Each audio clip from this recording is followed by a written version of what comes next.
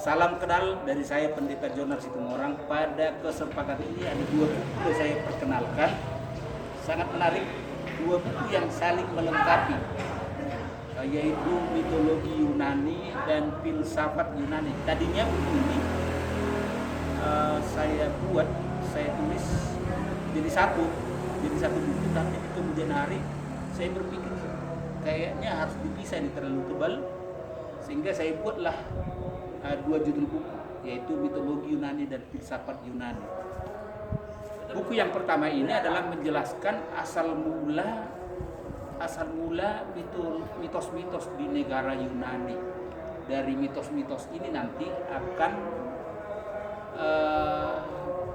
yang melatar belakangnya akan lahirnya ilmu filsafat di Yunani. Dan perlu diketahui bahwa filsafat itu awal mulanya lahir di negara Yunani, sehingga disebut filsafat Yunani. Jadi di sini di buku ini menjelaskan banyak sekali tentang mitos-mitos di Yunani, termasuk menjelaskan nama-nama dewa di Yunani. Banyak dewa, bahkan dijuluki dengan sebutan sejuta dewa. Kedua buku ini diterbitkan oleh penerbit Andi Yogyakarta. Ini termasuk bukunya masih baru, dan pecinta filsafat akan menggemari buku ini. Saya mengajar buku ini, perlu diketahui agak unik ini buku.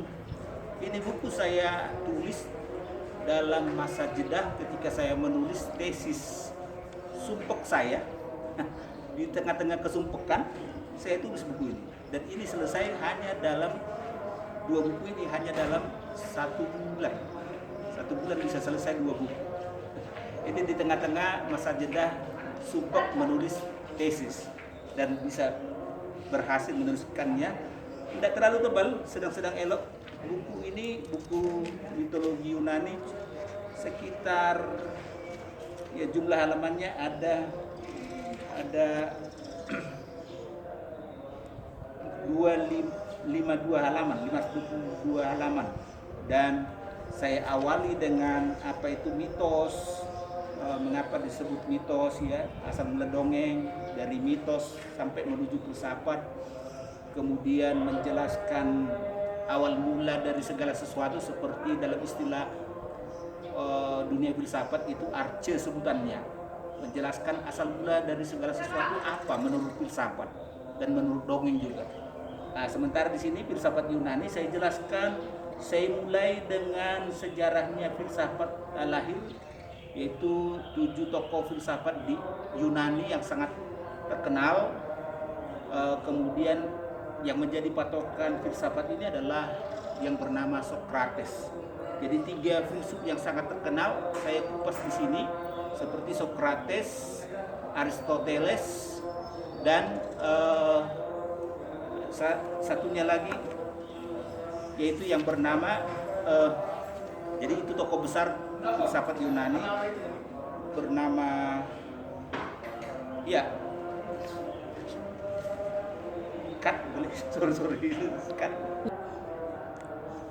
jadi buku ini saya jelaskan di filsafat Yunani, saya jelaskan tentang lahirnya filsafat Yunani, mulai dari pra-Sokrates, zaman Sokrates, sampai pasca Sokrates. Karena patokan filsafat Yunani itu adalah Sokrates, karena dia adalah tokoh hebat di Yunani sebagai patokan dari lahirnya filsafat Yunani.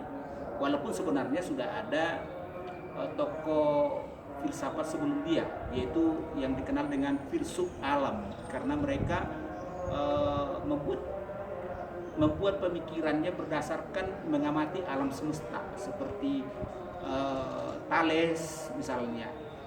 Seperti tokoh Thales, dia menjelaskan tentang asal mula segala sesuatu.